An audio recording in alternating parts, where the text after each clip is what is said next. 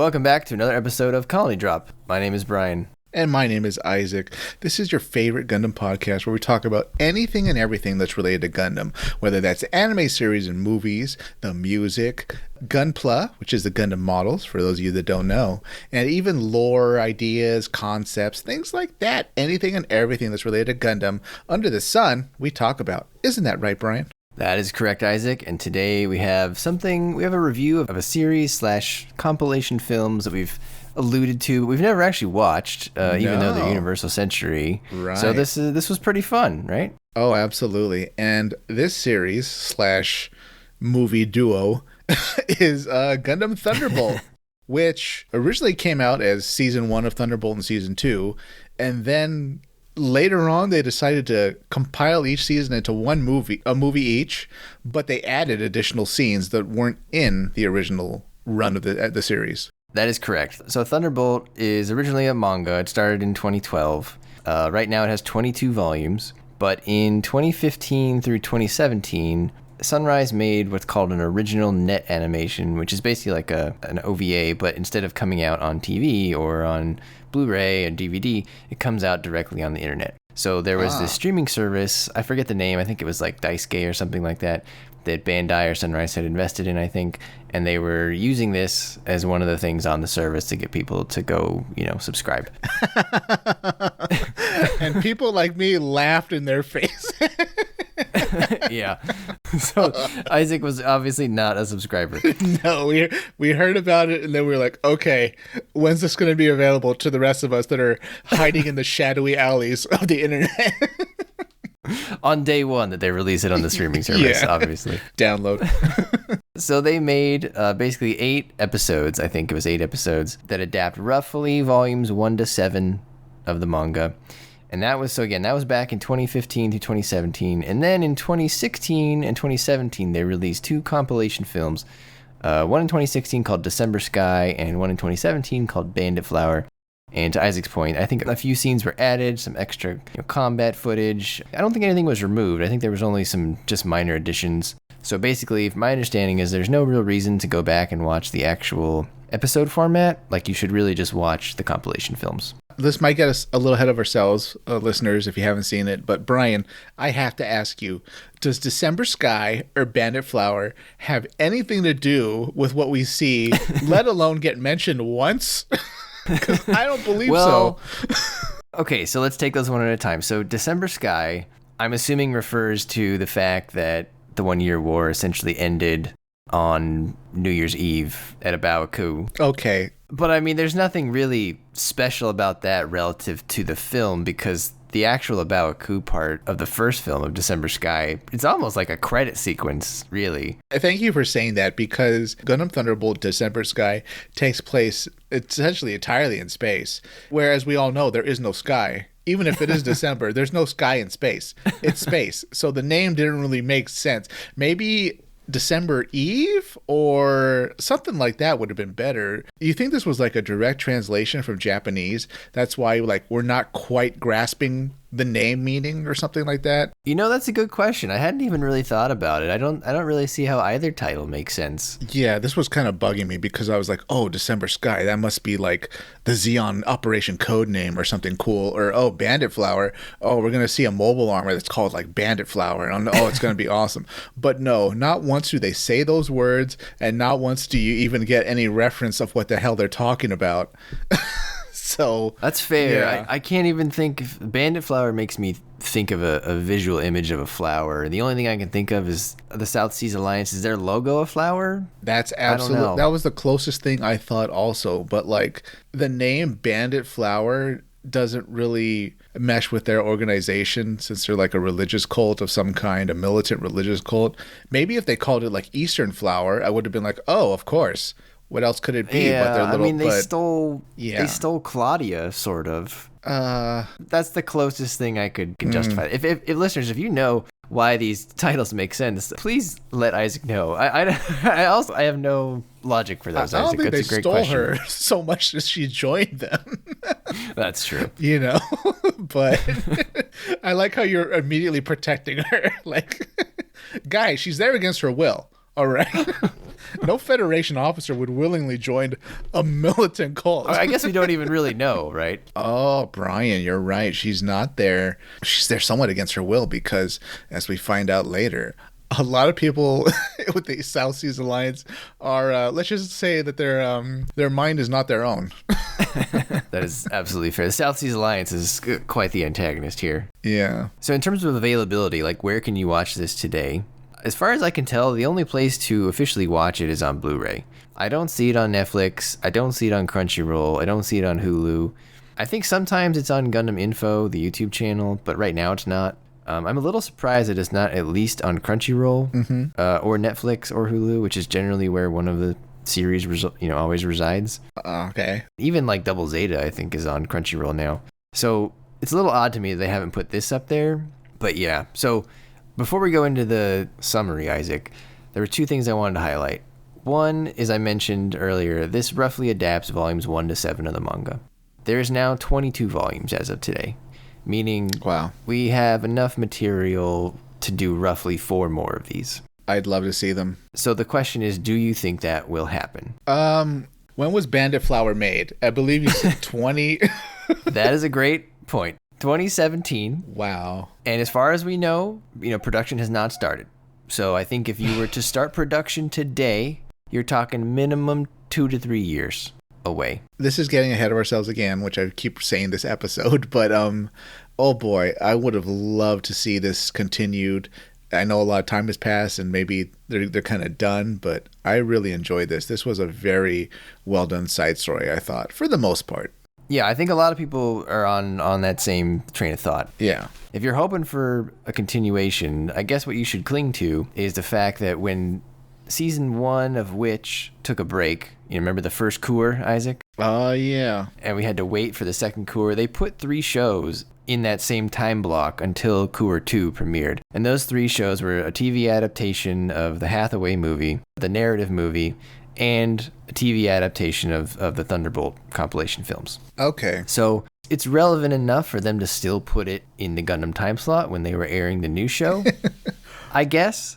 And also the producer, the main producer of Gundam, now Hiro Ogata-san, he has said several times that Thunderbolt's not canceled and that they would like to animate the rest of it. Originally, they said they were just waiting for more of the manga to finish. Some people don't really believe that. I think Bandit Flower, for obvious reasons, was not received as well as December Sky. Yeah. So I think a lot of people think they just kind of stopped because it didn't do as well and it didn't sell as many model kits. That's a little bit rumory, though. I mean, no one really knows exactly how many model kits Bandit Flower sold. Maybe it just wasn't as marketable or whatever, but the manga author also around that time, he got tendinitis. He had to go on a long break. He has since recovered and the manga's still going. So I don't know. If you want more of this show, it hasn't been canceled. The producer said it's not been canceled. That said, realistically, to Isaac's point, the last one came out 6 years ago, 2017. If you started today, you're 2 to 3 years minimum away to putting that out. That would put you roughly at a 10-year gap between releases. The pessimist side of me, Isaac, says it's never going to happen. Yeah, I kind of agree. The whole, we like to switch things up and we'll release one movie and then we'll have things that are different for like a couple years and then we'll go back to that movie. That only works if you actually go back to it. Clearly, this was put by the wayside. I don't know if something internal happened with like their writing team or their producers that was specific to the series itself, the anime itself. But for whatever reason, they left it on the cliffhanger, and even though the manga series marched on, yeah, it's a little disappointing that this is as far as we got. I mean, they're also just focusing on other things right now. They have the next, the UC Next 100 project. I think one of the producers on this, or if he's either producer or writer or director or something, is also heavily involved with the Hathaway production. So he obviously can't work on 2 things at the same time. They would have to get another person to do it if they wanted to do both at the same time. I think in general, they're going to prioritize Hathaway over this. So there's just a whole bunch of reasons that I just don't see them going back to it, but they haven't canceled it. So if you want more Thunderbolt, maybe someday you'll get it. I have a hard time seeing it come to fruition, especially given that Bandit Flower wasn't as good as December Sky. Yeah. I kind of actually prefer, Isaac, if they had just left it at December Sky, if they weren't going to finish the whole thing. Yeah, it almost ended somewhat perfectly. It could. It's very one and done. Yeah, but they were like, what if everybody continued? What if it just kept going? Yeah. And also Thunderbolt gets further and further away from like normal UC continuity as it goes on, and so I think December Sky still fits very nicely in UC continuity. Bandit Flower starts to get a little wonky for reasons we'll talk about. But Okay. My understanding is beyond Volume 7, you start seeing Gundam Mark IIs, and there's all this history about von Braun City, and it seems to kind of deviate a little bit, and that's kind of what the author wanted. He originally, I guess, there's an interview he did in 2014 where he originally told them, hey, if I'm going to write this, I want to do whatever I want. And they said, yeah, that's fine. Go ahead. And so he told, he said, I want to be able to work freely, even if that meant it wasn't part of the Gundam canon. And they told me I could do what I want. And he said, it's a bit off from the so-called correct history, but I did that on purpose. And then he laughed. So he kind of just doesn't care. So why would you give the go-ahead for somebody to do that? That's kind of stupid. Well, I don't think that Sunrise cares too much about canon, or the concept we have of canon apparently just doesn't really exist as much to them. I think that's especially true when they think about like side story mangas. Okay. They have different tiers of like what they consider to be the canon. They don't really talk about the canon though, but I think for them, like it's kind of like Star Wars. The primary stuff is the movies and the animated stuff, and then kind of everything beyond that it's there, but like they can always ignore it if they want, or if this dude wants to tell a story and they think canon is getting in the way of him telling a story, they just kind of don't care. They just let him go do it, and people take it or leave it. So okay, I would be curious if they do make more Thunderbolt, do they start to change it to kind of bring it in line with the canon? Because it would be like an animated thing, so then that's kind of puts it in the same level as like Origin, right? Where some things are different about Origin, but not exactly. But anyway, I just thought that was interesting. No doubt, when you Google Thunderbolt today, the number one thing that everyone asks is, when is the next one coming out? And the answer is, well, they're not working on it, so it's going to be a while if it ever comes out. Well, that's a pity, because I had a good time watching it, Brian, and it was a very interesting setup for a short story. Kind of answered the unasked question of what's going on in shoal zones. And now we know. You didn't know you wanted to know, but you sure did. Yeah, it also raises the questions of how did prosthetic technology regress so much? It was definitely an interesting ride. Beautifully animated. My God. Yeah. At first, I was kind of not a fan of the music, but ended up all working together. Got a little Cowboy Bebop, to be honest. That's true. Yep. And then it just kind of ended. Oh, it ends. Yeah, that's true. All right, so let's go on to the summary. Let's do it. All of our observations. So let's start with December Sky first. The log line of December Sky is, during the 1-year war, the Earth Federation's Moor Brotherhood and the Principality of Zeon's Living Dead Division engage in a fierce battle at the Thunderbolt Sector, a shoal zone in the former colony Side 4 Moor. After successfully infiltrating Zeon's sniper field, Ace Federation pilot and jazz enthusiast, what a intro for your character, E.O. Fleming is given control of the latest Gundam prototype. To combat the new Federation threat, Zeon amputee pilot and ace sniper Daryl Lorenz sacrifices his humanity to directly interface with an experimental Zaku 2 prototype. Isaac, when you're drawing like cards or doing like Mad Libs to pick out your character descriptors, and one guy gets jazz enthusiast and you draw amputee pilot, you gotta feel like you got the short end of the stick. Pretty much, yeah. I would actually kind of disagree that he sacrificed his humanity. That's a little bit excessive, because he gave up a hand. That's not quite the same as sacrificing his humanity, especially when you see him later on. He's still a pretty human guy. They didn't strap a Alaya Vijnana system to him or anything like that, or crack open his skull to connect him to a computer. It was his last hand, though. I think your last hand, and by that I guess last appendage, is that the right, I don't know, term? Yeah, okay. When it's your last appendage, that's different than just losing a hand. I'll say that. I wouldn't know. But you know what? But he did it for the glory of Zeon, Brian. He should be honored. Did he? That's actually my main problem with this film. We're going to get to that. Okay. So, December Sky, we open with the Moor Brotherhood trying to take out Zeon snipers who are from the Living Dead Division in the Thunderbolt Sector. So one thing here, Isaac, just right off the bat, I felt the Moor Brotherhood was ill-defined. I was struggling to understand exactly what the Moor Brotherhood was. I'm so glad you said that, Brian, because On the one hand, based on the comments that a lot of like even pilots were saying to each other, it sounded like almost that they were like a refugee organization of survivors from Colony Moore that were now, essentially their own regiment fighting against the Zeon in their former homeland location. On the other side, it sounded like, oh, they have money to spend. They're like half a corporation or something because they're so soaked in money, they can essentially field and fund their own Gundam and their own little private military within the Federation. It's Federation mobile suits and ships, but they're really only there because of the Moore Brotherhood, it seemed, who had their own capital ship, the the Beehive. Yeah.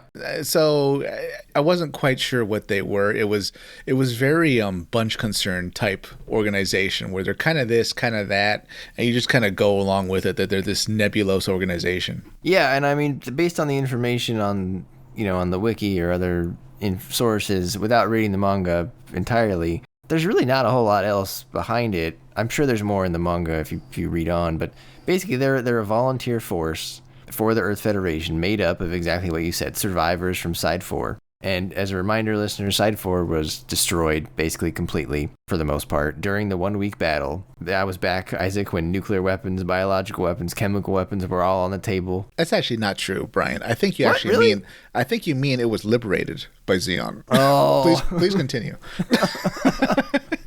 It did culminate in the biggest liberation attempt of all, Operation British, the colony drop. They were free for like half a second. Which, as we've established on this podcast, almost destroyed Australia. We'll get to that later. Australian Isaac is cursing us right now. Well, you know what? He's not going to be cursing for much longer when Operation Final Wallaby begins. Anyways, continue. Australian Isaac, at least you're not part of the Living Dead division, so not yet. Take comfort in that. And then the remains of Side 4 are called the Thunderbolt Sector. It's a shoal zone because all this debris, it causes electrical storms.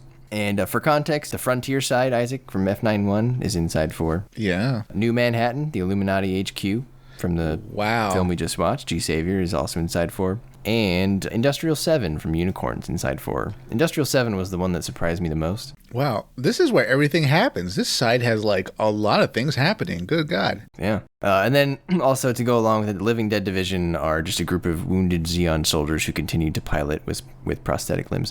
But to Isaac, to your point, the Living Dead Division and the Moore Brotherhood couldn't feel more different, right? Living Dead Division, to your point, has... oh, man. You got yourself... You walked into it by yourself. I take that one. The Moore Brotherhood has unlimited resources, apparently. They have the super good equipment. One of the best Gundams we've ever seen of the time.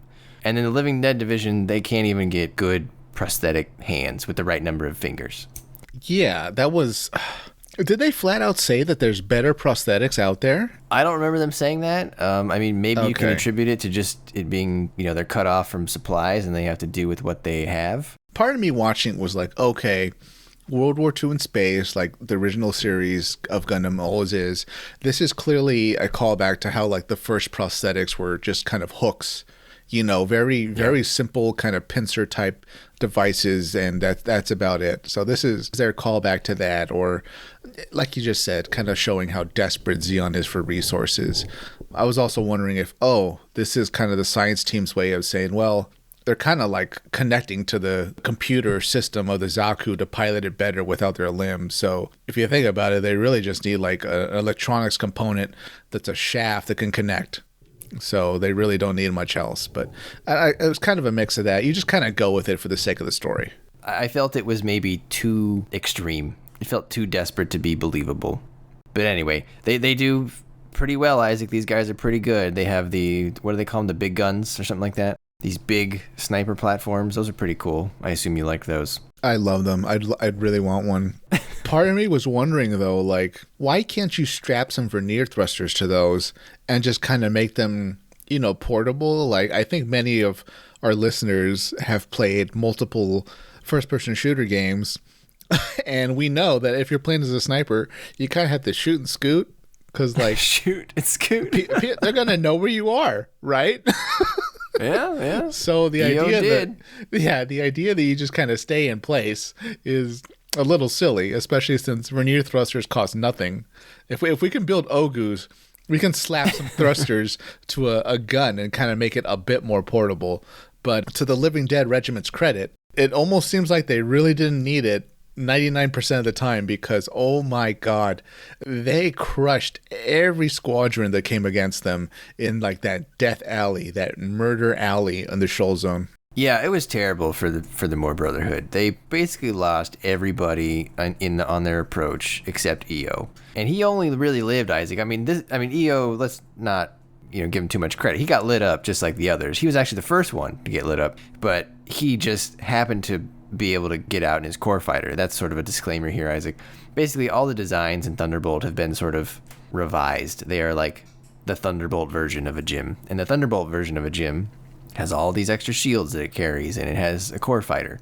So he only survived because of the core fighter, Isaac. Oh, okay. I thought that was like, I don't know, More Brotherhood custom gym or something. They are and they aren't. Okay. They revised all the designs, but it's believable enough that like, okay, this was in the Thunderbolt sector. Yeah, that's kind of what I assume with their ship itself, because that's not a standard Federation supply ship. Yeah, their Beehive, which is what Isaac's talking about, is basically the Columbus class carrier, but they kind of have like, it's like they took two of them and smushed them together on their side. Yeah. It looks neat. I like it. It's cool.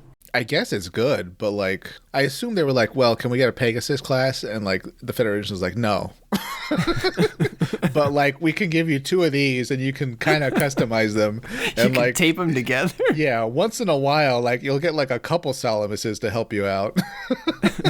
It's like when a kid takes two Lego sets that are separate, and then he just smushes them together. Yeah, it's like, oh, you had two castles? Well, put them together. Now you got one big castle. That's exactly what the Beehive is. So Io gets hit. Jim blows up, but he ejects in the core fighter, and then he flies his core fighter. He finds a sniper and gets the guy to come out of his cockpit. He knocks on the door, right, Isaac? I don't think he actually... No. The guy didn't open it himself. He opened it from the outside, and the guy was like, what's happening? And then it was over too quickly, but by that time he was communicating with the rest of the Zeon squad, and the last thing they saw was his cockpit opening and then a bullet to his face. Yeah, and then EO insulted their music taste as well, if I recall correctly. And so EO steals the Dom. He takes it back to the More Brotherhood ship. He's hailed as a hero because he brought back the Dom. So, Isaac, one thing on EO, I was really surprised. I've been reading his name for years as Io. I think Io sounds way better, like Jupiter's moon, but they went with EO. Is it spelled capital I-O? Yeah, it is. Yeah, that's Io. That was... Yeah, they went with EO in the dub. He's like Captain EO. Captain EO is EO, not IO. That must have... Imagine that. We're trying to sound like old MacDonald had a farm, Brian. That'll be the third movie, Gundam Thunderbolt, E-I-E-I-O. Yeah. MacDonald Farm, and they never tell us about like what exactly the farm is. I think that was maybe like a writing choice because they're like, well, what if characters say I did this or I did that or something, like I-O, it'll hit the ear too wrong or something. Not that that's a very good reason, but I can see them saying like, oh, I-O is actually pronounced E-O, but no. That's like saying like, I don't know, Jupiter's pronounced Jupiter. Yeah, I would have preferred Io. I think Io sounds way cooler, but EO is what we got. He also, Isaac, he is not someone that would be down with today's woke agenda. He does not give a He calls the Living Dead Division and Daryl peg legs. He slaps his captain and then kisses her. And then when he finally does end up losing to Daryl at the very end of December Sky, he gets out and he's immediately upset that he lost to a guy that has all prosthetic limbs. Like, he can't believe it. Like, he just can't fathom, like, how did I lose? Yeah, that's... I can't say. I mean, I'm never really a fan of the Federation guys, but I don't have a lot of respect for him. Does he have redeeming qualities in your eyes, Brian? No, so that's another thing of this film. There's not a lot of likable characters in my eyes. Okay. It's not necessarily a problem. It's just the way I felt. There was no one that I was really rooting for. I mean, even Daryl. Daryl's kind of weird. I'll get to Daryl in a minute here. But yeah, I like EO. I don't really like EO. He's a fun character to watch, but I don't really like him, if that makes sense. Yeah. Let's see. Federation side. No, nobody really. Zeon, I'm just rooting for as an organization. I was sad that when Captain Hook died, because of the obvious Captain Hook joke was now over because he was dead. Went down with the ship. This is also part of the movie, Isaac, I think, where we first see the Living Dead logo. Yeah. Which is a great logo. Love the Living Dead Division logo. Lots of great logos in this show, actually. The Side 4 More Brotherhood logo is cool. Great name, too. Basically, all the design work, whether it's logos, mobile suits, character designs, all really good in this show. Yeah, it's a cool logo. The name is cool, but I feel like they're not quite Living Dead, even though they're amputees. Like, literally, like maybe Hydra kind of thing would work. Hydra's kind of overused, though. But, like, you know, you cut off one limb and another one takes its place. Yeah. But whatever, we'll go with Living Dead. Back at the Beehive, EO checks on Claudia, the captain, who tries to slap him. And as I said earlier, he blocks it immediately. Because you think you're going to get the trademark Gundam slap, Isaac, but he blocks it. And then he kisses her, and you're like, now I don't know what's going on. and apparently they used to be an item, or they still are an item. They used to be on a plane racing team, along with their other friend Cornelius, who's a mechanic on the Beehive. That took me by surprise. I guess that was a good surprising moment. Yeah, and I had to laugh when I saw another officer trying to slap somebody in the Federation. Because that's all they do. Yep. These troops did not go to the Bright Noah school. They definitely went to the Basque Alm school. So Cornelius is maybe the most likable person on the Federation side. He comes off as a really nice guy. Yeah, that's fair. He's the most normal. Yeah. We overhear the troops talking, and they say Claudia is only in charge because her family is rich. And we also find out that EO's dad was also one of Moore's leaders. So EO and Claudia are kind of running this thing out of like nepotism, basically. Yeah. Oh, God. The bridge crew themselves, the moment the captain is out of earshot, they talk about her. Yeah, this is not a friendly ship. No, it's barely a military vessel so much as it is like the Moore Brotherhood just using Federation stuff. Yeah, it's very odd. I was just very taken aback by the interaction. We don't usually see that on a Federation bridge. They're usually more put together. Yeah, it's night and day compared to the Albion, you know, where everybody was like very much on their best. Yeah, and I think that was also contributing to my confusion of just exactly what the Moore Brotherhood was. Not only that, but like, forgive me for saying this if this is offensive, but like, why are we here? You can't salvage a shattered, nuked colony. We're fighting over junk. This is a junkyard, a glorified junkyard. That's a good question. I had the same thought. It seemed like it would have been easier to just pick up and leave. Yeah, like, I barely understand why Zeon would even field troops there. Like, well, this kind of gets answered towards the end, but they should all be at a Bawaku or Solomon. There's no point in putting snipers to defend a ruined colony? My only guess is that it was a logical travel route that Zeon needed. Okay, I'll try. I'd have to go look at, like, you know, the chart to see where Side 4 was relative to, you know, Abawaku and Solomon and Side 3. But without looking at it, that's what I would assume.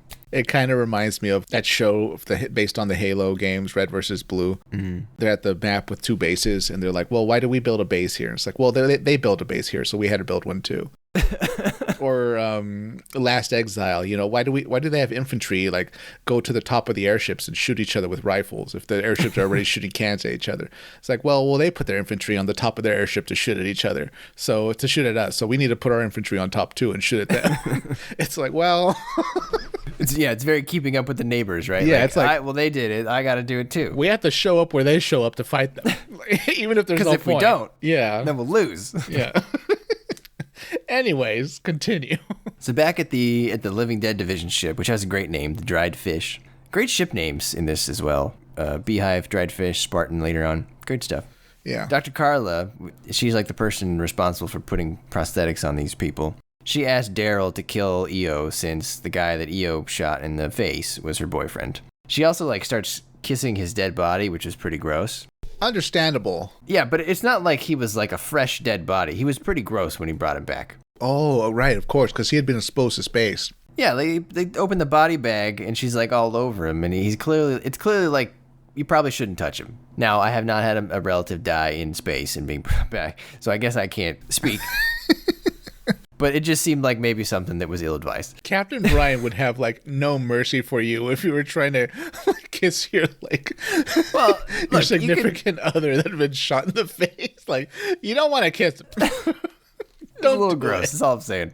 And by the way, Isaac, this show moves at a brisk pace, right? Yeah. There's almost no wasted time in this show. No, it's like the one battle, the course of less than 24 hours, less than 48. It seemed pretty quick. Yeah. Because right after this, they immediately shipped the full armor Gundam to the Beehive. They award it to EO, not because he's the greatest pilot, because he's basically the only one left, Isaac. Everyone else is dead. Yeah. They all died in that sniper approach, which that seems like their own fault, right? Right? If you're Captain Isaac, you send 40 of your team out, and 10 of them die right away, don't you call the other 30 back and are like, hey, we should try something else? I might not be the right person for that question, but I'll say I'll say no to go along with it.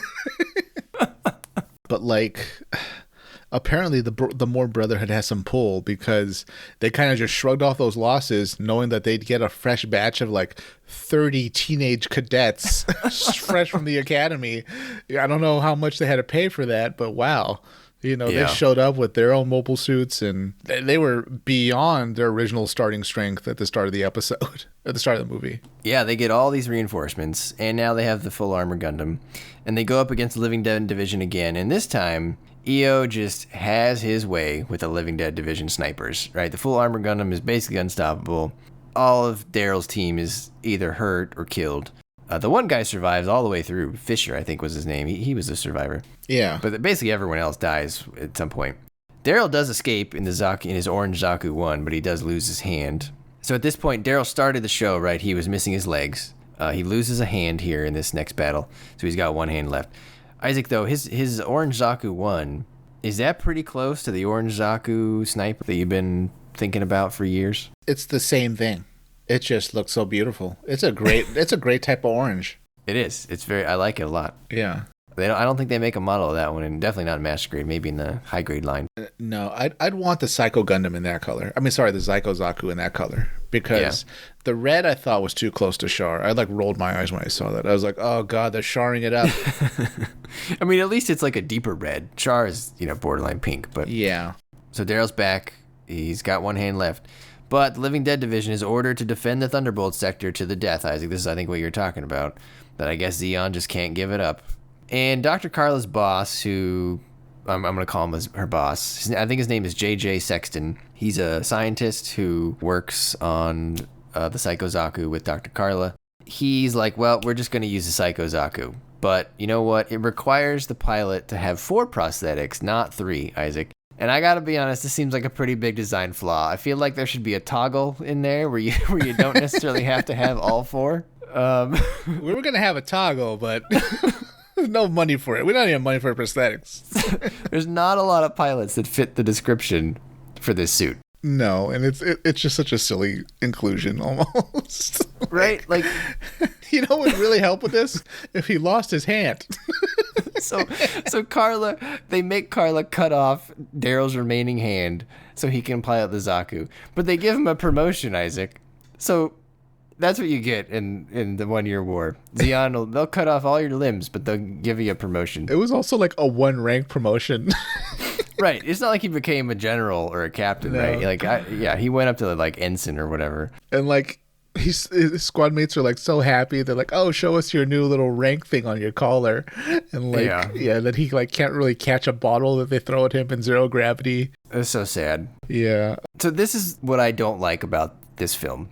I felt like this film plot was a little bit contrived overall, meaning everyone in the Federation is so unlikable or so extreme.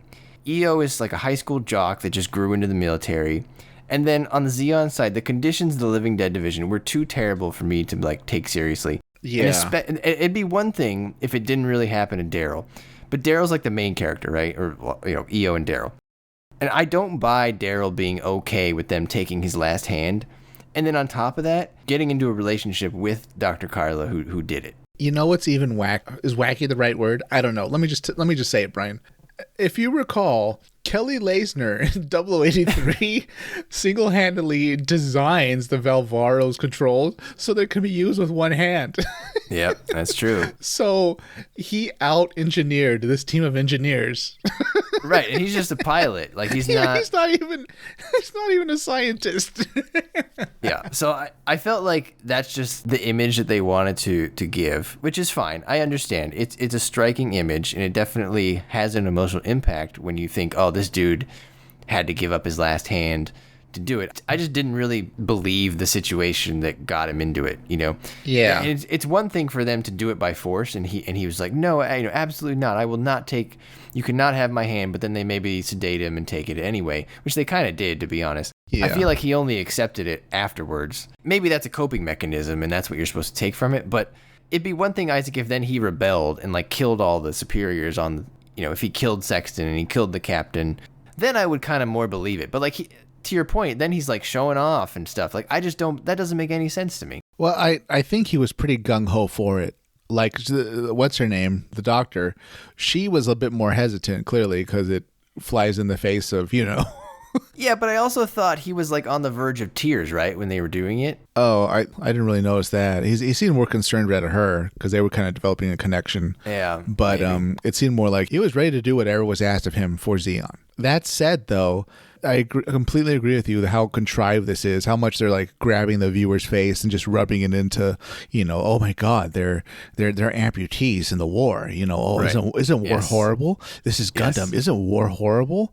And what kind of throws this whole situation in the story off kilter for me is the fact that they told us this is a Psycho Zaku, which means it has a psycommu system, which means it's relying upon your brainwaves. It doesn't matter how you interface with the controls so much as being like a new type and being able to use it better, right? I don't know if it has a psycommu. Does it? I think that's what they said. Let's check. That's the psycho part. It kind of doesn't make sense if it doesn't have a psycommu, given that Psycho is in the name. But well, it has the Reuse P Psycho device, a next-generation operating system that has the potential to operate a mobile suit like a pilot's arms and legs by communicating the mobile suit's drive directly via electric signal transmitted from the pilot's brain. It's kind of like a psycommu, but not exactly. It's basically like a psycommu if you're not a new type, because instead you're using it with the electrical signals from your, in this case, what'd you call them? Rods, basically? Yeah, the electronic rods that they swapped out your limbs for.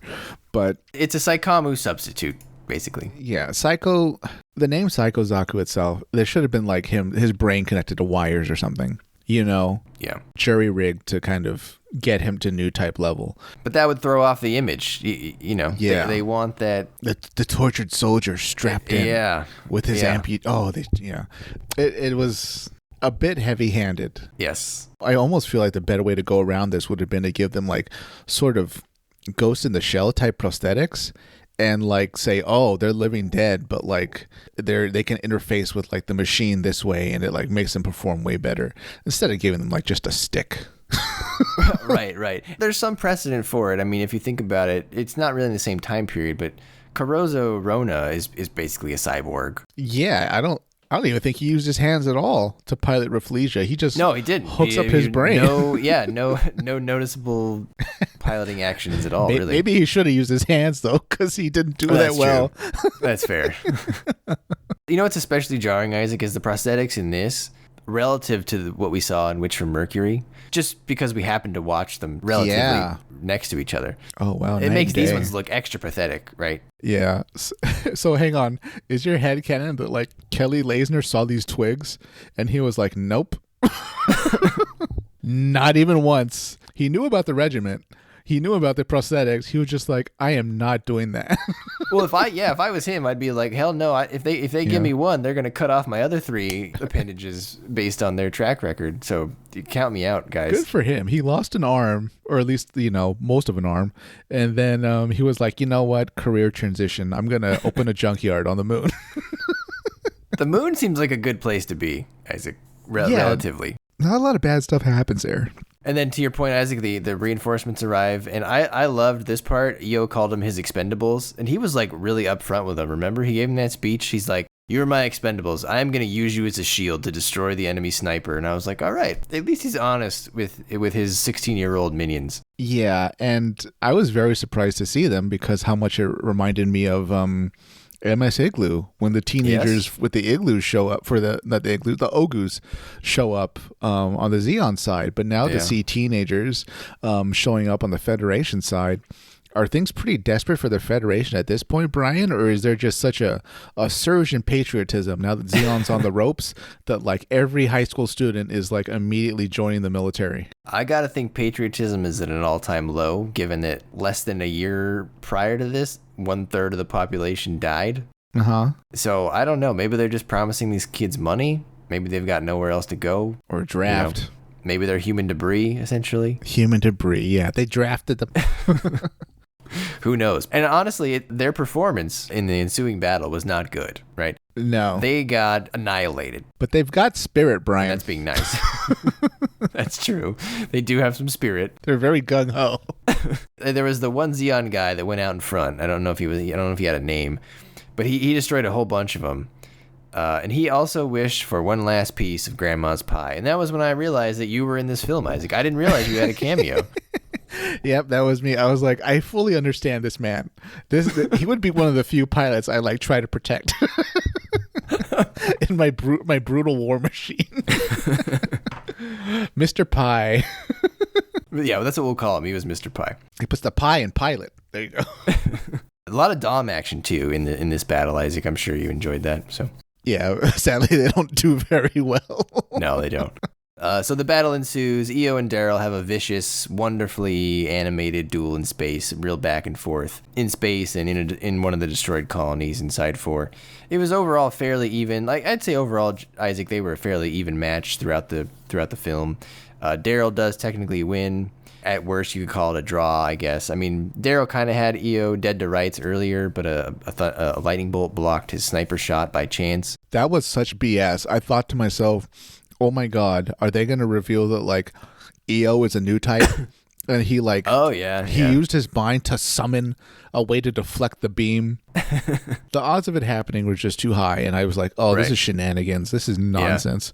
Yeah. I agree with you. I 100%. I didn't initially like that, but then it evened out at the end because then at the end, Daryl was about to lose and a lightning strike woke him up and allowed him to stab the full armor Gundam. So karma kind of evened itself out. So I was okay with that. I think if you do it that way, it's a good storytelling device. But if they had just left it, Isaac, I agree, and Io had won, I would have been upset if I was a Daryl fan. Brian, it was karma and also one of the best looking animated, beautiful groups of Gelgoogs moving in to kind of mop up the battlefield, protect any remaining Zeon, and just essentially arrest Io. Did you break out your Zeon flag? Were you flying it, like while you were watching it on TV? Oh, pretty much, yeah. I was just cheering and pumping my fist, and I was like, round them up, boys. When that first Gelgoog stepped on the scene, were you just like, oh, it was that Vince McMahon meme, right? Where he's looking at Stacy Keibler and he just, your eyes just cross-eyed and you fall back in your chair. Yeah, oh, there it is. That was the moment. Oh, it was great. I even liked the color, and it looked like they had some type of, I thought they were railguns or something. Custom cable connected beam weapon? Something like that? Did you catch they just had that? some redesigned guns, and they had extra propellant tanks and stuff. They really reminded me of the ones from 0083 out of all the Gelgoogs for sure. Yeah, on my headcanon, I was kind of like, are these Marines? They're kind of colored identical to what, Shima's goons were. Yeah, they were pretty neat. I liked them a lot. Yeah, they were great, and they didn't even try to destroy the Gundam. They were just like, all right, this is over. Yeah, I was just going to sit here You're for a while. under arrest. Yeah. That whole scene was interesting too, right? The Living Dead division, Daryl had his friend like mortally wound the beehive, but then the Federation immediately killed his friend in that sniper thing, the big gun. That was kind of sad for that guy. Yeah. But the beehive being disabled, they had to go find more oxygen. I think that was their problem, right? And Io at this point had also disabled the dried fish. So the beehive people tried to take over the dried fish, but then that's when the Gelgoogs came. They took the more Brotherhood captive. What really surprised me, Isaac, was the hatred for Claudia. The internal hatred for Claudia boiled over, and her number 2 on the bridge shot her, and she got sucked out into space. Yeah, he does it when like the bridge is destroyed along with almost the rest of the ship, and like the bridge like integrity is compromised to the point that like the second after he shoots her, he also gets sucked into space and dies. Right. There was no point. Why did he do that? How much can you hate someone where like when you should be evacuating? Well, he was actually kind of dead because I think stuff like debris fell on him. Yeah, that's right. She helped him, right? She took the debris off of him and she's like, "Oh my God, are you okay? Like, let's go. We got to escape." And then he shot her. What a dick. I'm not okay and neither will you be. Yeah, then blam. Yeah, like, but don't worry, everyone. She's not dead. Somehow she comes back. The more Brotherhood really needs to invest more into like their HR to do like background checks on people. Because like, how did this guy end up being like the first mate of the ship underneath Claudia, and he has such dislike for her? Well, that's what I was wondering.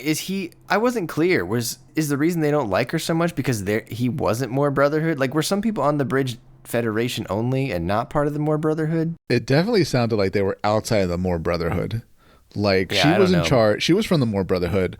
Looked like a lot of the pilots and the crew were, but maybe when the more Brotherhood got together, they're like, look, we're still going to need some like technical people and stuff like that, lower officers and stuff. Just pay the Federation, whatever, to like have them deployed with us.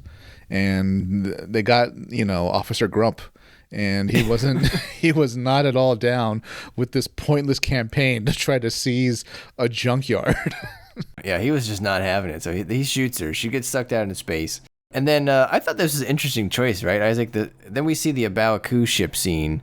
But then in Bandit Flower, they greatly expand the Abaoku scene, and we get like a longer version of it, which was kind of neat. It was so cool finally seeing what the command center of Abaoku looks like, because we never see it. Oh, yeah, absolutely. The Zeon there were all in their own unique white uniforms, so more canon lore for me. As far as what Zeon was actually wearing in the command center. Normal viewers of this are like, I'm so glad I got to see those amputees fight. Meanwhile, Isaac's like, it was such a good movie because I got to see the uniforms in Abaoku. Yeah, and what the command center looks like. That crisp white command center.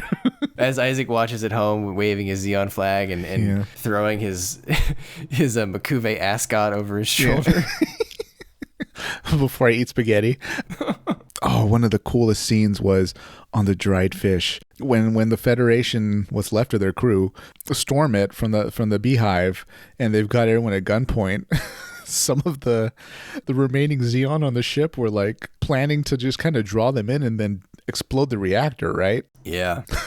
Then it doesn't go well, or whoever was supposed to do it didn't like pull it off, right? Yeah, it didn't work. Didn't he try to do it and like it didn't work? So then they were gonna have to do it a different way, and then that's when the gyms come, which I assume is what you're talking about. Yeah, that was so awesome. 3 of the Zeons are like, I guess they had like a 3-man switch or something, and boy, did they stand in the wrong spot because a gym, and this was a brilliant move by the pilot and whoever else was communicating to him.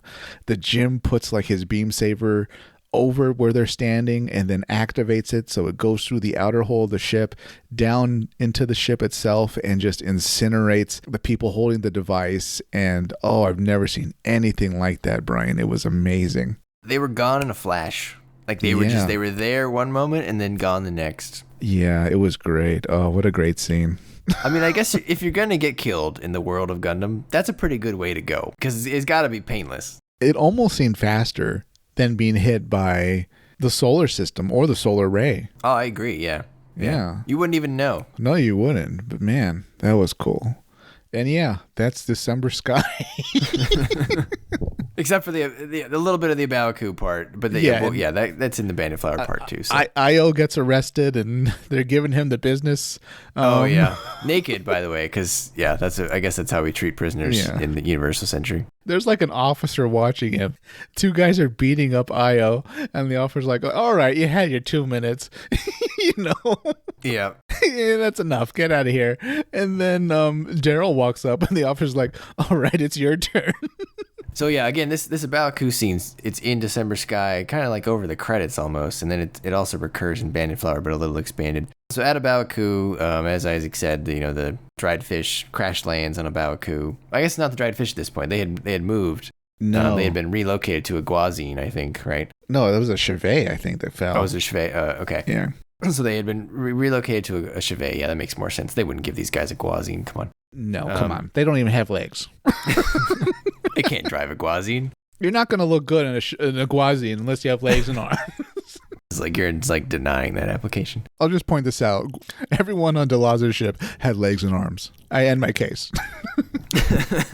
Their Chauvet crash lands on a Baoku very unceremoniously, and EO takes that opportunity. He gets out of his cell, and he basically kills all the people on board, and he frees the more Brotherhood who escape. Daryl and Carla, though, escape into another ship. Carla, though, has been, like, injured, Isaac. She's in a pod, in, like, a stasis pod or, like, a recovery pod. Yeah. I guess it was from trauma, or in your mind, what... I mean, we see the after effects later, but, like, what really hurt her? I'm trying to remember. Maybe something in the ship hit her, like, during a... She was right next to the people who got incinerated, right? Yeah, and that put her through an emotional toll, because I remember she was like kind of crying and screaming and freaking out. Yeah. But yeah, for whatever reason, they put her in like a hyperbolic chamber. Yeah. With like controlled air. I don't know. It's like when I saw that chamber, I was like, okay, she's getting the same treatment as Luke Skywalker, Goku, and, you know, like... certain burn victims. So they escape. And so then we start Bandit Flower, and we get a weird... like opening scene here, Isaac. There's two patients in a room discussing the difference between humans and animals. And presumably this is a glimpse inside what we will later learn is Monica Humphrey's new type research facility. Okay. We don't really know who those two people were, right, in that opening scene? I don't even recall. So much happened in the episode. Yeah, Bandit Flower, unlike December Sky, which is a very linear plot, easy to follow, Bandit Flower is a bit all over the place. I can tell that there was a lot more in the manga, and I don't think they had time to put it in the show, and it kind of shows. I feel like Bandit Flower is all over the place. I don't know how you feel, but... I liked it less. It had some good scenes, but overall, good scenes and good ideas, but I overall liked it less as we enter into Bandit Flower, which... God, what a bizarre name still. You're right, though. It does have a lot of cool scenes. It's still fun to watch. It's just from a sense perspective of you're going to be like, what the hell did I just watch? We meet our new female character now that Claudia's dead. We just move on. We get a new one. Her name is Bianca Carlisle, which that's a femme fatale name if I've ever heard one, Isaac. It's a strong name. She's in a Thunderbolt gym at a Baoku. She defeats a Big Row by herself, which is pretty impressive. That idiot, like... You can't just hold someone with a claw in front of you. You have to do something, like... Isaac's like, shoot! Goddamn you! Admiral Isaac was yelling at that pilot for like 30 seconds. You know, like, do something. Don't just wait for her to use her arms. That gym has arms. What are you doing? We also got to see one of the coolest things, Isaac, the psycommu Zaku. And it was being piloted by Ensign Billy, who's going to join our Zeon Remnant Force in a little bit here on Earth. And he's wearing one of those big new type helmets from the 1 Year War, which we saw Lala and Shalia Bull wear. That was fun. I like the psycommu Zaku. Yeah, it looked like it was their proto to the Zeon, because same approach with the legs. The only difference is it got like some wire-guided weapons. Yeah, it had the same kind of arm weapons too, so that was neat. And I just like that one because that was an old thing from like the Mobile Suit Variations, and probably in the early 80s, I would imagine. And so it finally made it into a show. That's pretty neat. And then Isaac, you had to like this part, right? Inside Baoku, as stuff's really going down, there's a squad of Dozel Custom Zaku 2s futilely fighting off some what are called Gym Gundam heads. Yeah. What did she call them? The pilot that was there on the Federation side, they weren't called Royal Guard. They were called something else. It was something similar to that. Special Services or something like that. Whatever. They had their own specific name because I assume they're the final line of defense that protects the command center. Yeah. Seeing those Dozel Custom Zakus was really neat because that, again, was, I think, from Mobile Suit Variations, and they actually have a model of that, which Isaac owns because I got it for him for Christmas like 10 years ago. Right. It's a great looking Zaku. Yeah, and oh god. So to get to see it in animation, pretty neat. The final Zaku too, he went out like a champ because he lost his gun, I think. It got shot, so he switched to Heat Hawk, and he was going to charge that line even though it was like 100 feet away. Yeah, the poor guy was never going to make it. Those Gundam heads, I did not like that design. I thought those were ugly. Oh, I just went along with it. I was like, of course there'd be this custom here. Because why wouldn't there be? I like the concept. The concept was like, hey, if we give Jims a Gundam head, it'll strike fear into the enemy. That'll throw them off. Sure. Or this was clearly the specialized crew that was going in there to take the research that was on a Baoku. And so speaking of that, Monica makes a comment. She says, like, we better get what we came for. And what they came for is the Federation seizes unfinished Zeon units. Specifically, they show a Unit 2 that they seize. I think there's actually more in there. I think I read somewhere they recover 3 unfinished, 2 or 3. So now the Federation has psycommus, which they didn't before, at least in the Thunderbolt, timeline. I also have to say that it is a travesty that the base commander at Babaku, or maybe he wanted to, but Giran overruled him, did not set up some type of self-destruct system on the base or a way to push the reactor into overdrive, because this was just such a gross negligent defeat. I can't believe it happened. I can't believe they didn't cram a Babaku with nukes. Maybe that indicates that they felt that it was impossible to lose a Babaku. Only Giran would be that stupid. If Daewon was still around, none of this would have happened. Giran is pretty arrogant. Yeah. God, Caecilia would never have let that happen. She would have assumed that there's a chance that we can lose.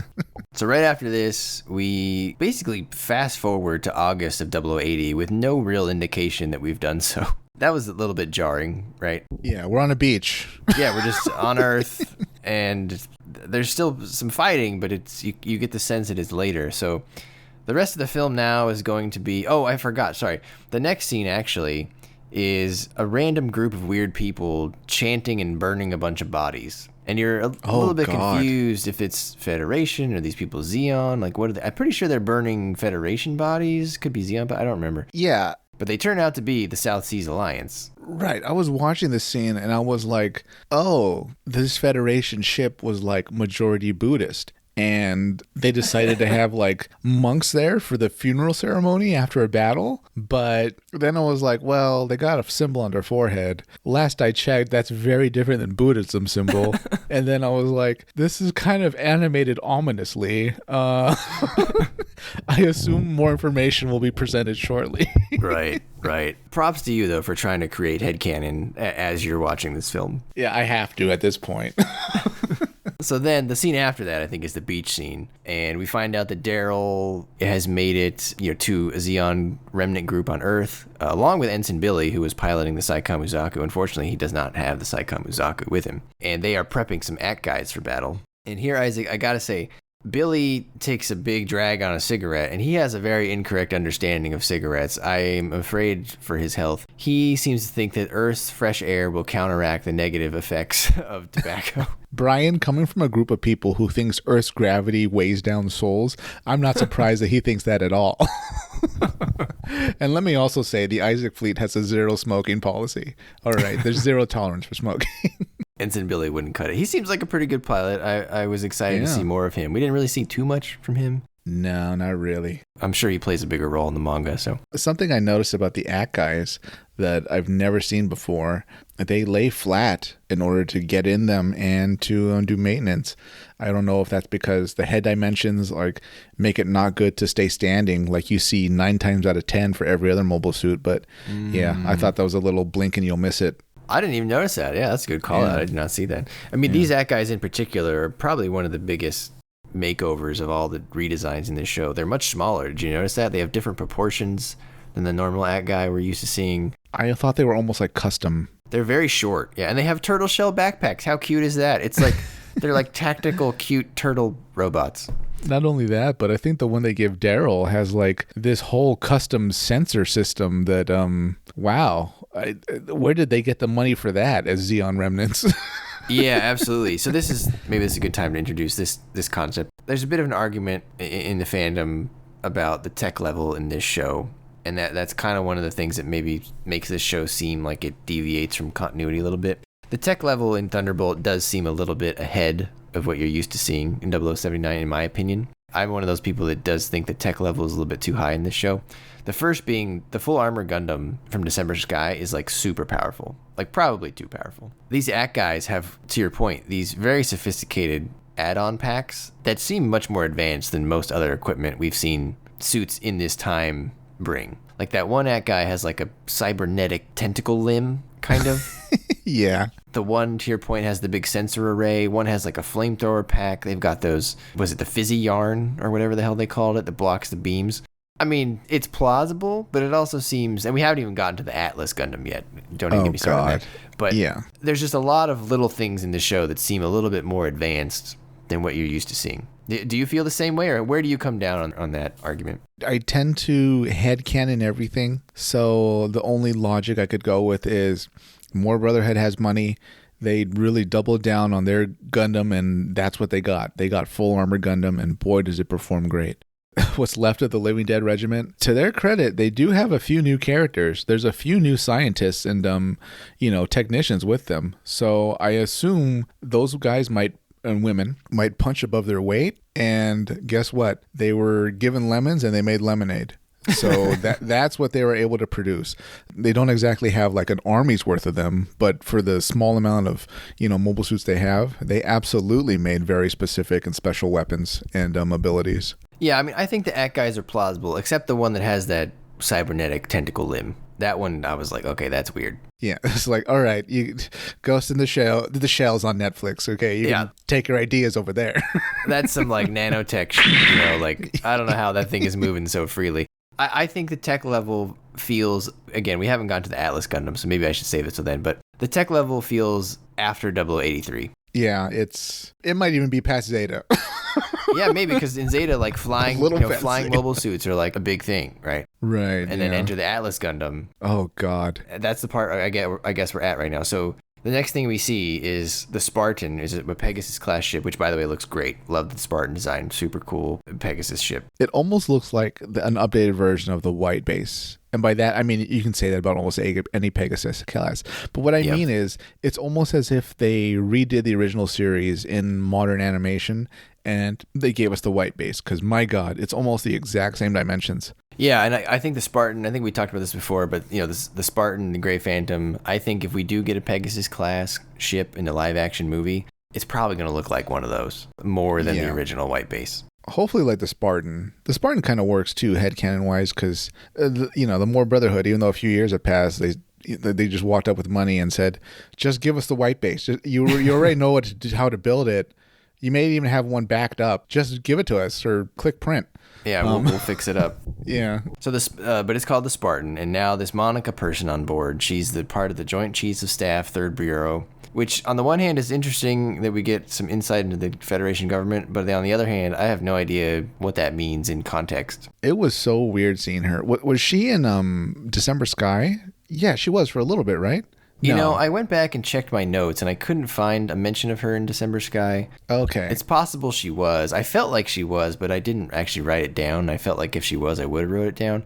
So she might only be in Bandit Flower. But even being in Bandit Flower, she's basically, without going further in the story, I assume she has a lot more to say in the manga. But here, she basically is an exposition device. She doesn't really do anything. She's such an enigma because I vaguely remember her in December Sky. I'm going to say, she was in a command center and she was sitting in like the command chair, which I thought was very interesting because she's not really dressed as like an officer we've seen. She has an officer uniform like Revel or anybody else in the Federation would wear that's high up, but she has like a lab coat over it. And then when she's in the Spartan, oh boy, the captain of the Spartan is not happy to have her there. He's polite, but the moment she's not looking towards him, he lets his face show exactly what he thinks about her.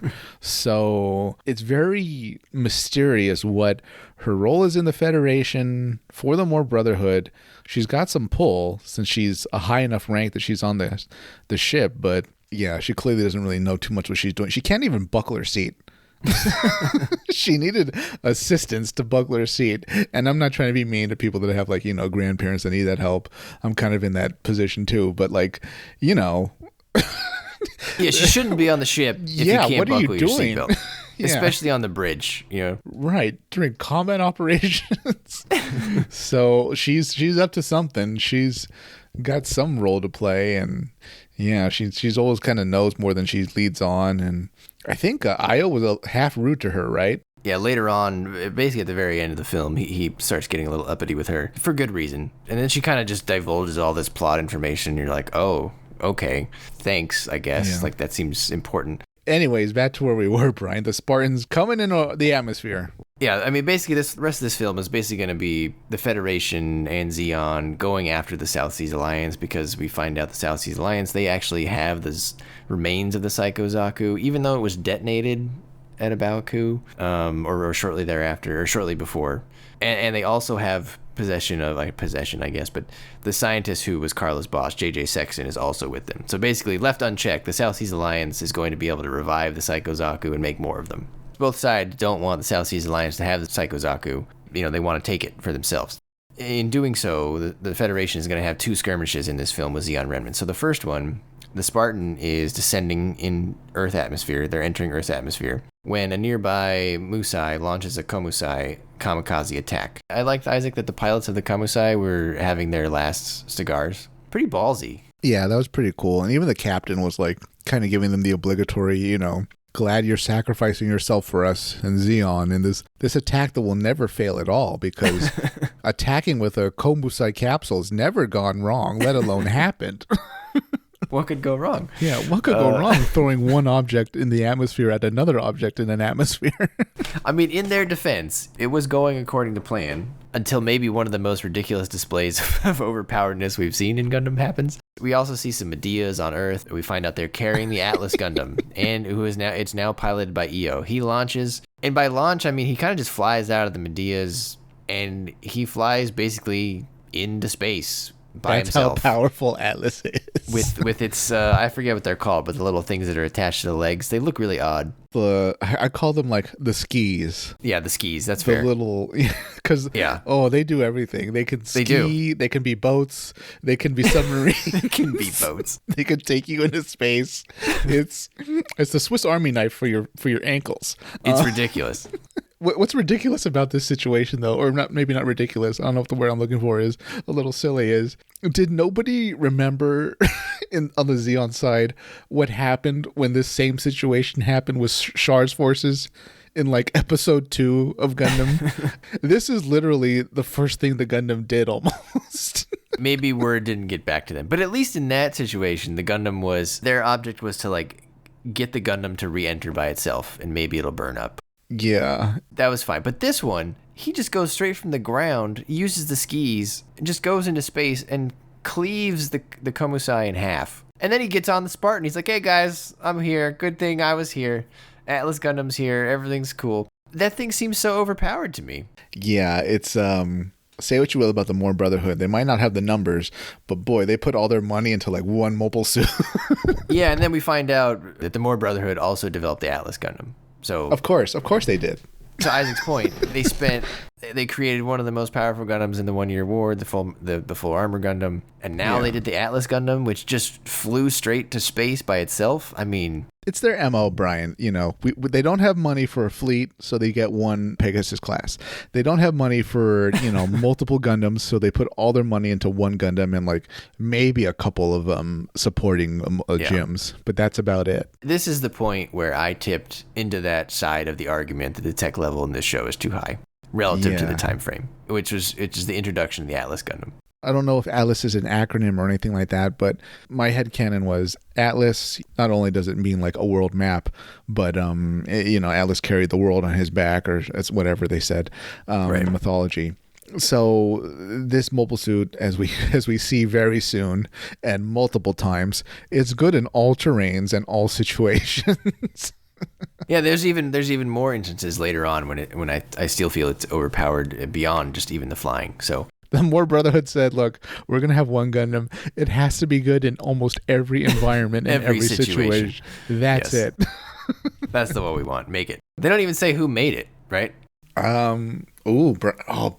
What gets me about that one is if Anaheim made it, then they would have the plans and they could duplicate this later. But we don't really see those. We don't see the skis later. So it's also very Anaheim to say, look, the More Brotherhood paid for this. You're gonna have to pay what they did if you want to get this. Yeah, that's fair. As far as we're concerned, this product doesn't exist. This is on our secret menu.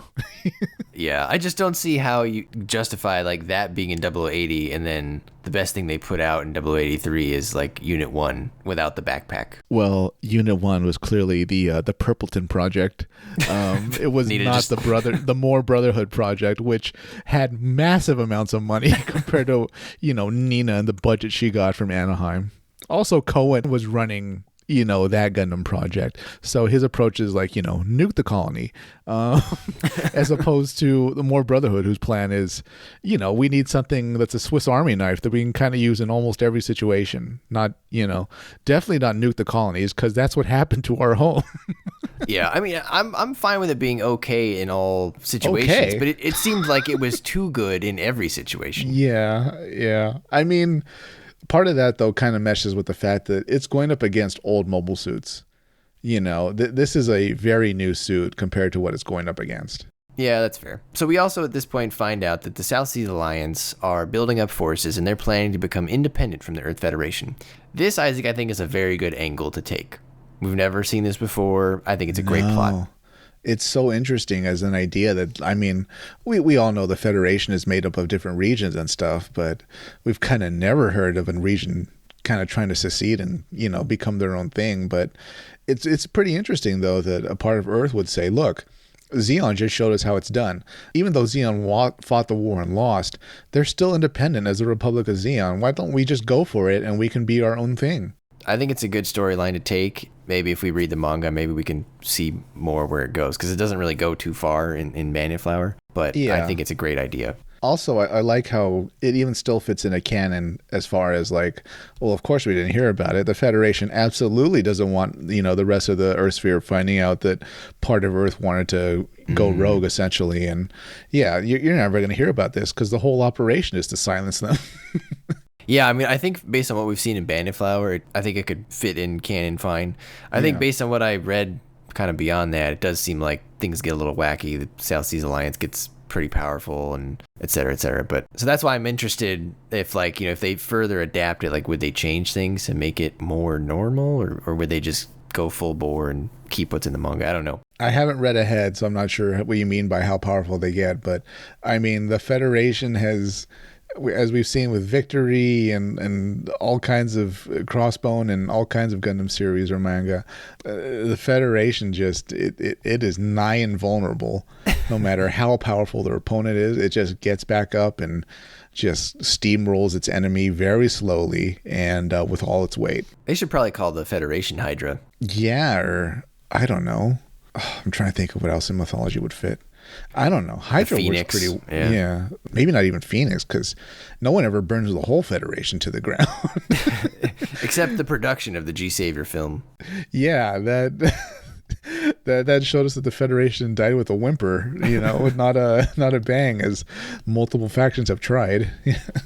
So in addition to just amassing forces, there's kind of like a second rub to it, right? That not only are they this independent faction from the Federation, but they are also a cult, led by a new type named Lavan Fu, who Monica reveals used to be one of her patients at her new type research facility. So there's your new type cult, Isaac. Now, we didn't get a whole lot of it in the show, but I mean, did the beginnings live up to your expectations, I guess? I mean, we didn't really see too much, so hard to tell.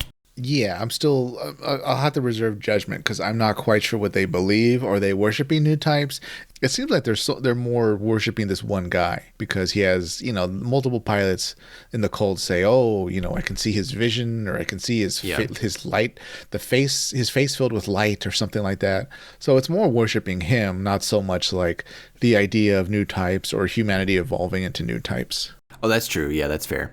He's basically mind controlling them. So not exactly your idea, but it is a cult.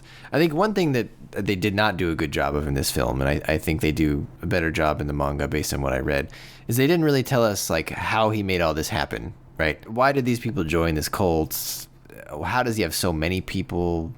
Because like if he's really mind controlling all that many people, like he's one of the most powerful new types we've ever seen, if not the most powerful. It could have been so easily and well done in like a flashback of like the lab, things go wrong with him as a patient, and like you just see him, leaving the ruined lab on fire or something, and like he's being followed by followers already or something like that. It just show us, not tell us. I read that in the manga they go into more detail about how he recruited people. It sounds like people became very religious after the colony fell, and things are not going well on Earth, and it's not like people are itching to join the Federation, right? So he appeals to their religious side or what is. Anyway, I haven't read it, but that sounds like there's more there than what we got in the film. Because in the film, it's just like this guy's running the cult and he has all these people, and it's like, that's a lot of people. That sounds so much better already. That sounds very much like a real world cult. Rather than, magic guy can mind control people. This is more like, well, he can do some type of influencing of some kind, but cults really don't need magic to work. They just need people willing to believe in them and the usual manipulative people that run cults. Yeah. So yeah, I totally buy that. And that's so great that you pointed out that, the colony fell. So, things probably weren't great in that part of the world. I bet a lot of his recruits are from Australia, which, as we know, was leveled. Australian Isaac, are you in the South Seas Alliance and do you need help? He's a card-carrying member of the South. I'm kidding. I'm kidding, Australian Isaac. We love you. What was I saying? Yeah. So, of course, there wouldn't be love for the Federation. And also, of course, Zeon kind of led the way as far as showing that, you can get away with it. Even if you lose the war, you can still keep your autonomy. So at this point, Isaac, maybe one of the coolest scenes in the show, Bianca Carlisle gets a tattoo on her left butt cheek for Operation Thunderbolt. This is one of the few remaining untattooed pieces on her body. And I have a question for you, Isaac. Would this be a good group tattoo for us and other Gundam friends to get? Operation Thunderbolt butt cheek tattoos. I feel like that needs to go on our list of merch ideas, like temporary Operation Thunderbolt tattoos for your butt cheeks. Wow. Temporary, yes, I can do that. Permanent, no.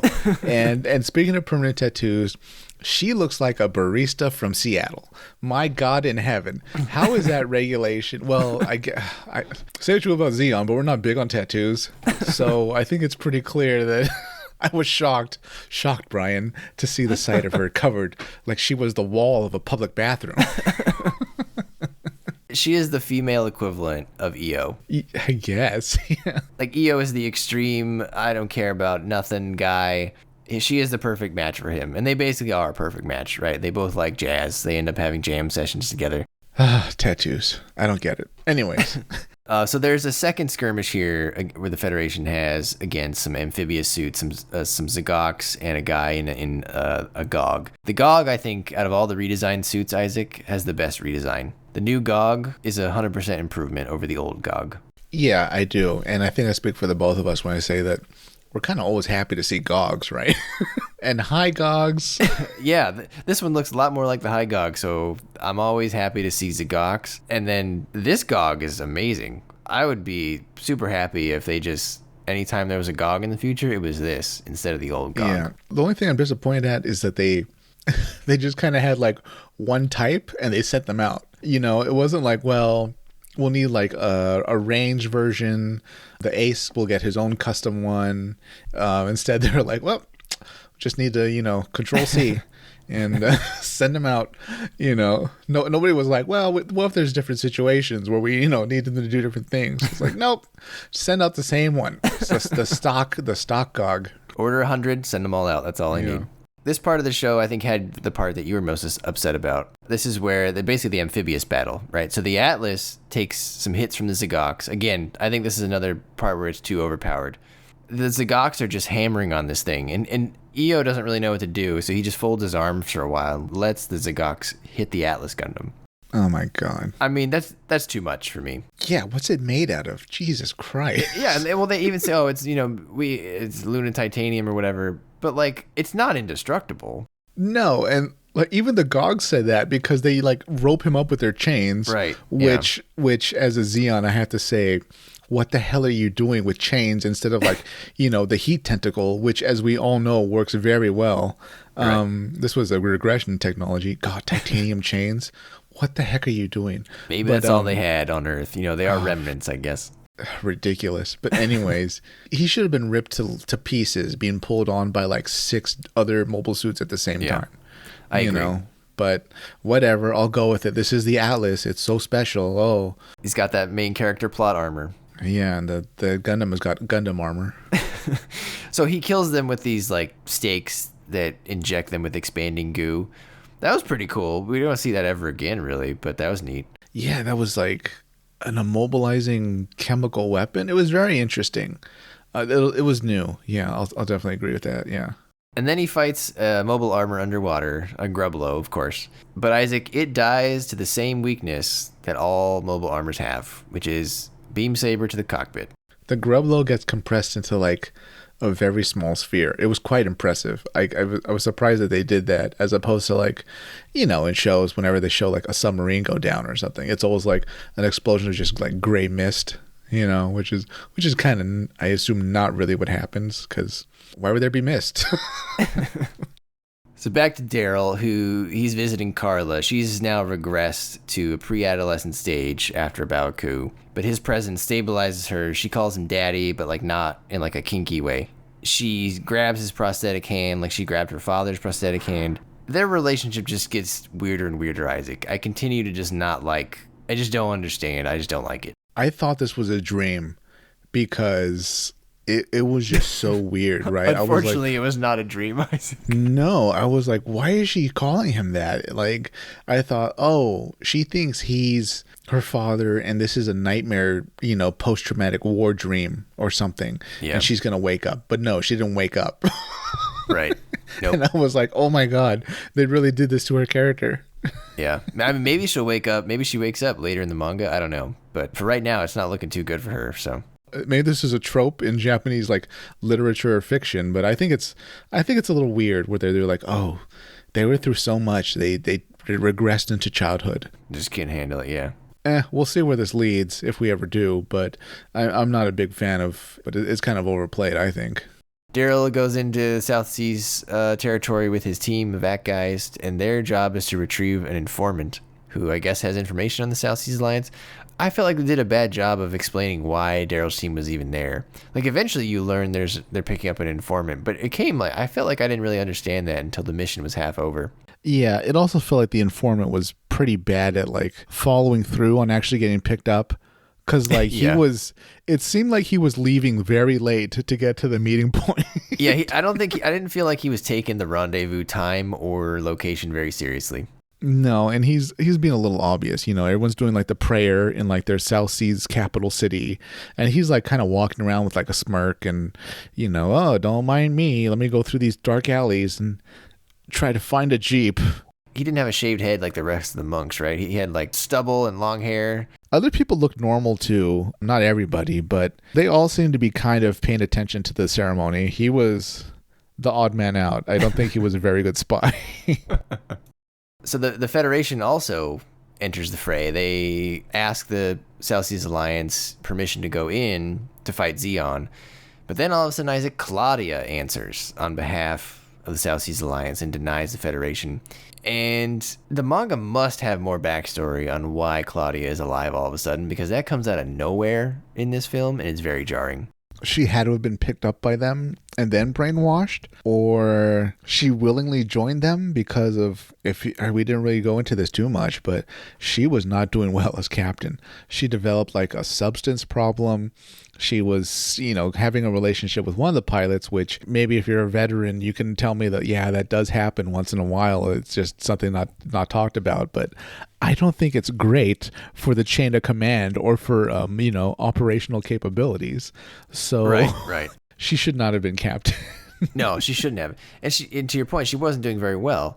And that's what makes Monica's explanation of what's going on later make even less sense to me. So basically the rest of this show is, I feel like Daryl's team was kind of just like the B plot in this. I feel like Daryl was really minimized in Bandit Flower. Yeah. EO gets most of the spotlight, and basically he goes around with Bianca, jumping on all the South Seas Alliance Dodais, trying to find Claudia because he thinks Claudia is in one of the Dodais, and she is. And he eventually finds her, and he asks her to say his name, and she doesn't say his name, and then EO falls down or whatever, and he goes back to the ship.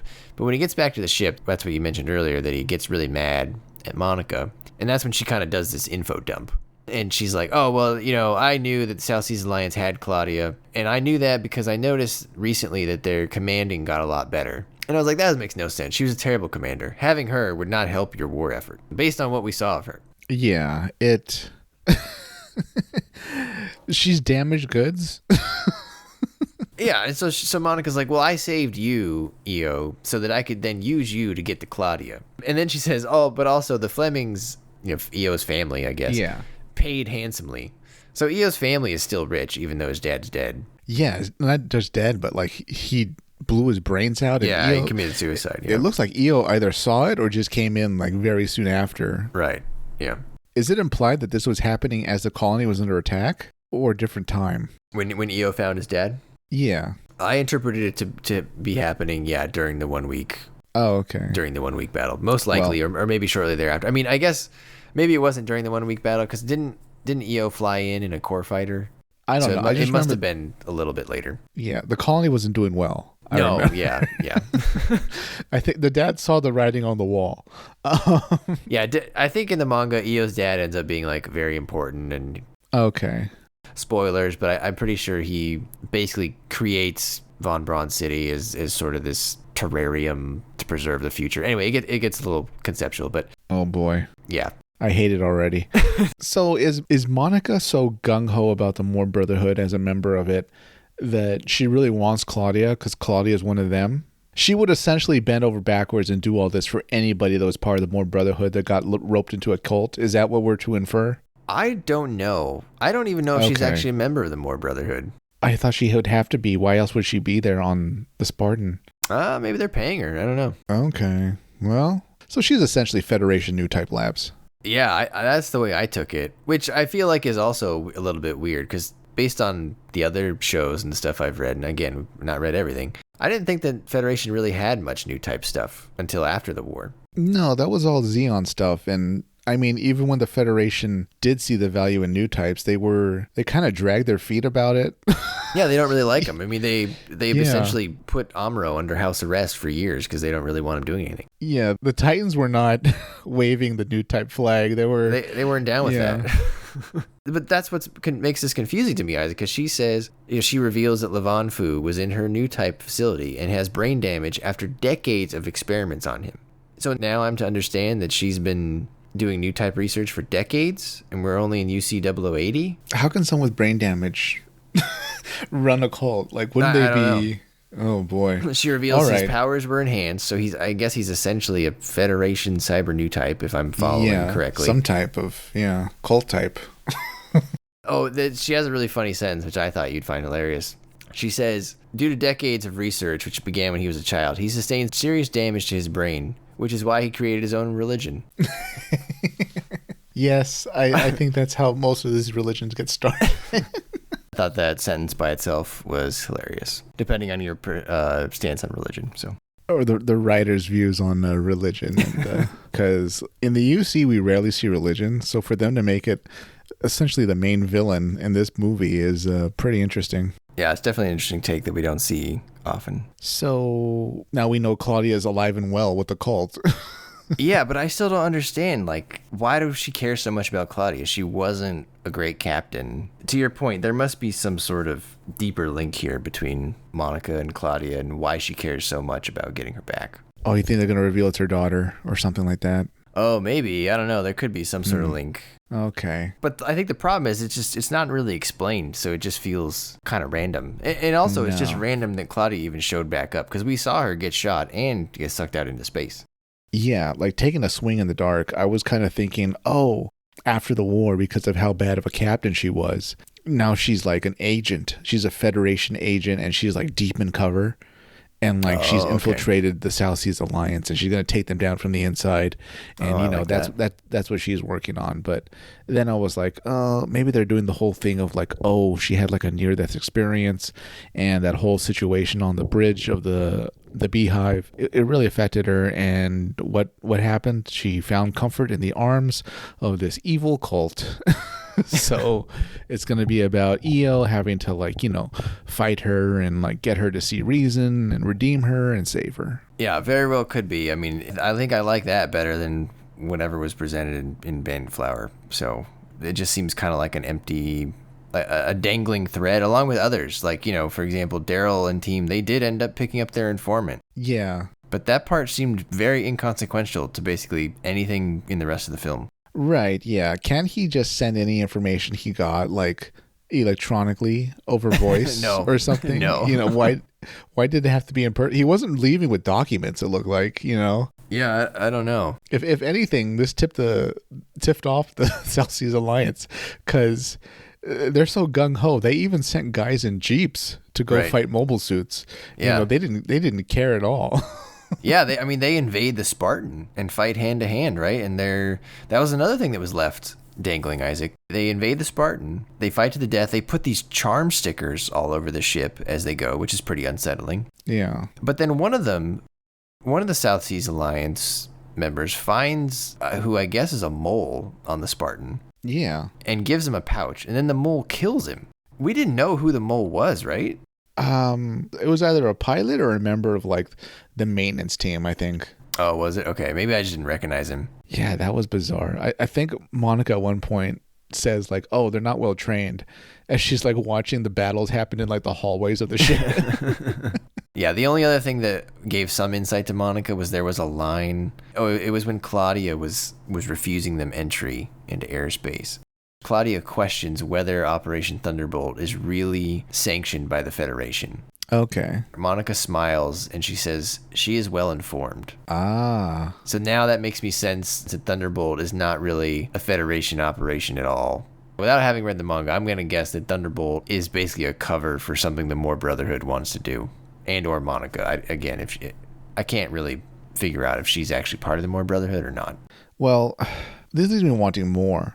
Like, because I would really like some clarification about what's going on. And I don't think I'm going to read the manga like, next week or anything.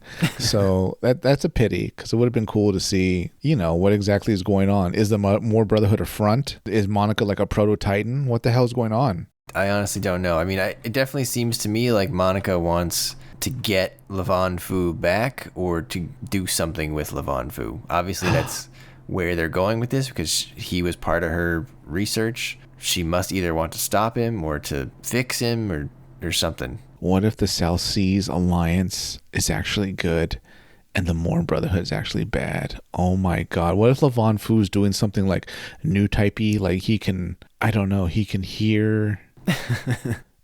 he's in communication with like Amuro or something. I don't know. So he can hear Lala.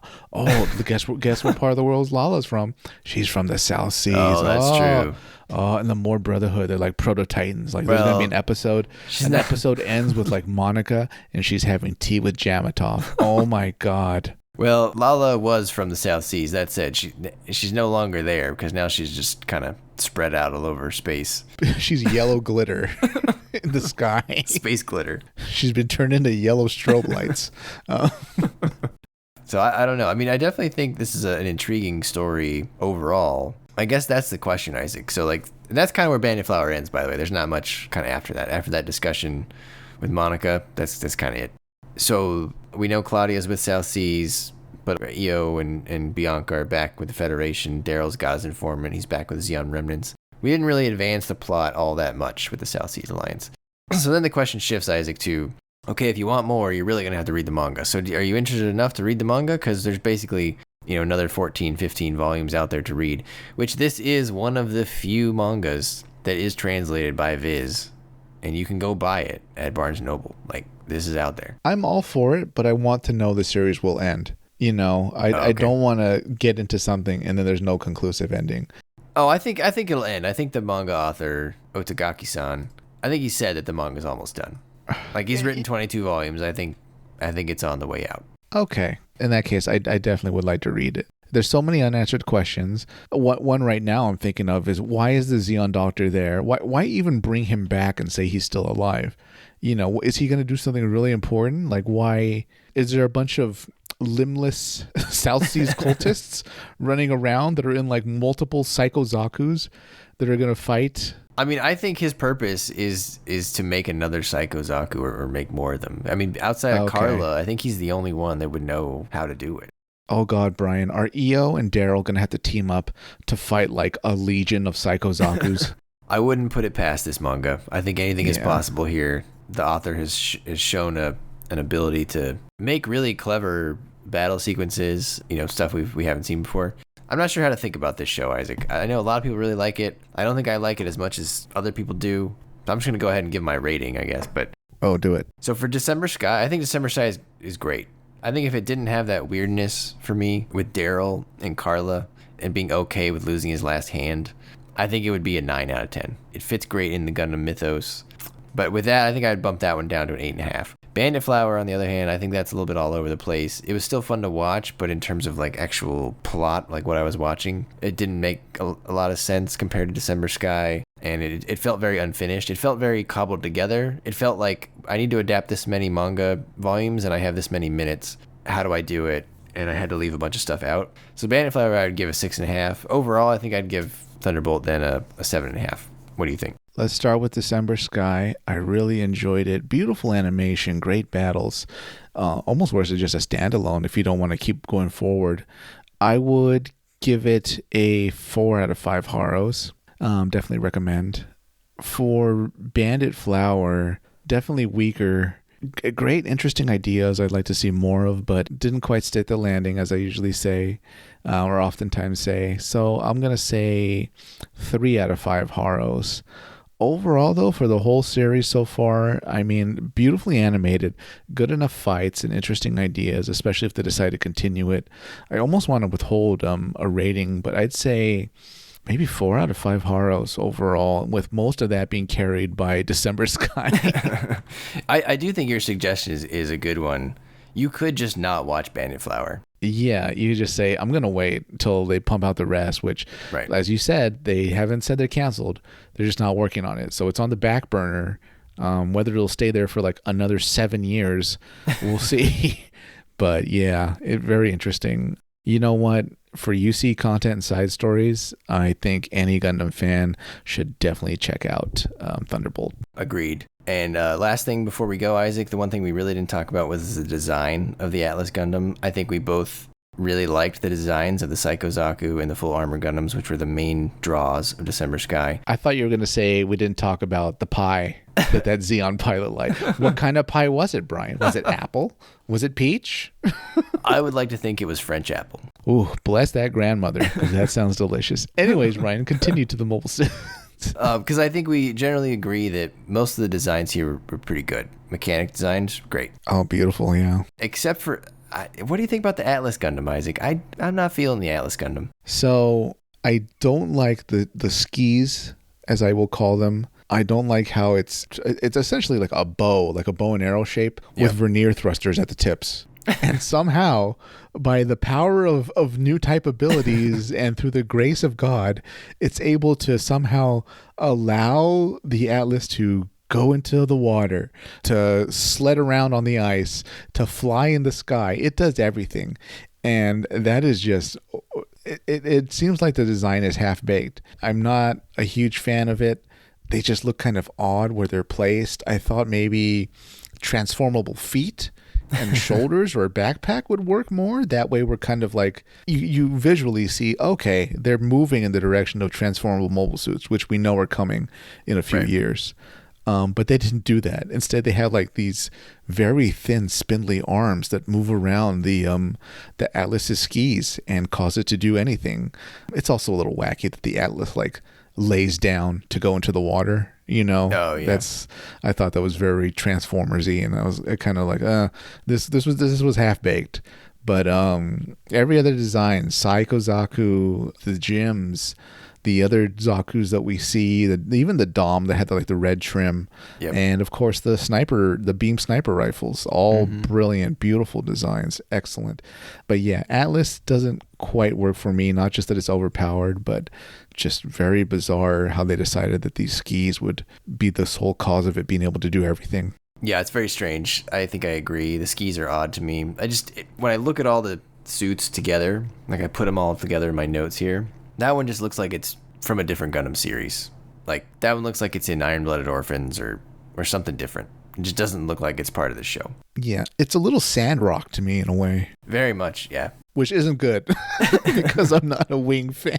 And then one other thing. So Isaac, the part about this show that you don't like the most, right, is the amphibious fight where the ice falls on the gyms. Oh my God, I completely forgot. Yes, there is a part where they're fighting in the ice and like underneath in the water. And just like the G.I. Joe movie, the course of combat and their enemy causes the ice to begin falling down and crushing enemies in the water, which is impossible because ice floats. It was such nonsense. Like I couldn't believe what I was seeing. So yes, in this canon, in this timeline, ice sinks. I think what made me laugh the most about that scene wasn't the fact that the ice sank. Because then I was like, well, maybe it's like a part of the mountain or something.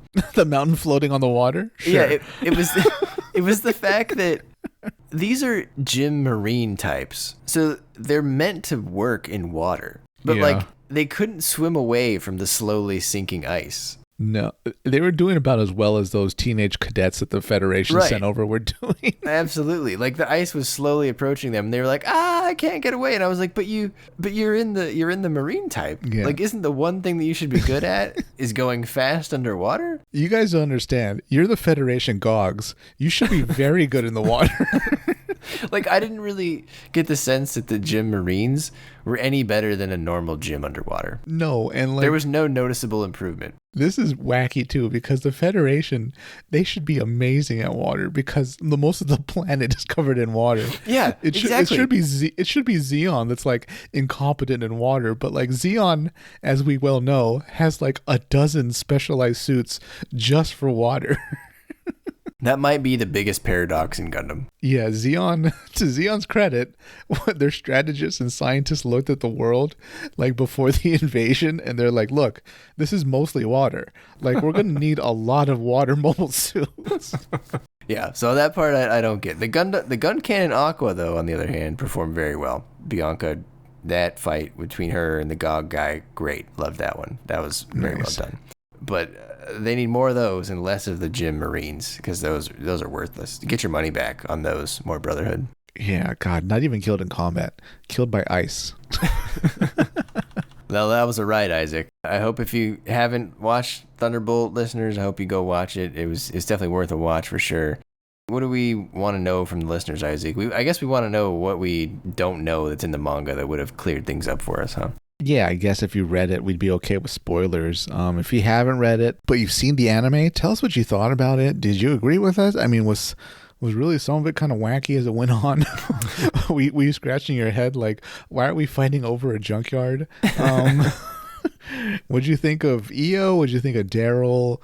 What'd you think of the whole kind of prosthetic angle that got a little heavy-handed, I thought? Any awesome moments? Oh, pun intended. Did they need a hand over there in the Living Dead Regiment? Someone needs to go through and count the both intentional and unintentional prosthetic puns in this episode. Yeah, that'll be a lot to do. We don't have a super fan that can do that. But yeah, what'd you think? Because this was a mixed bag. I thought it was a pretty good to decent side story, but not perfect. And but God, beautiful animation, very great battles. Yeah, very pretty to watch. All right, listeners, let us know the answer to those questions. Isaac, take us away. All right, listeners, before you go to sleep tonight, stand next to your bed, get on your knees, put your hands together, look up at the ceiling, and hail the Living Dead Regiment. Good night, everybody.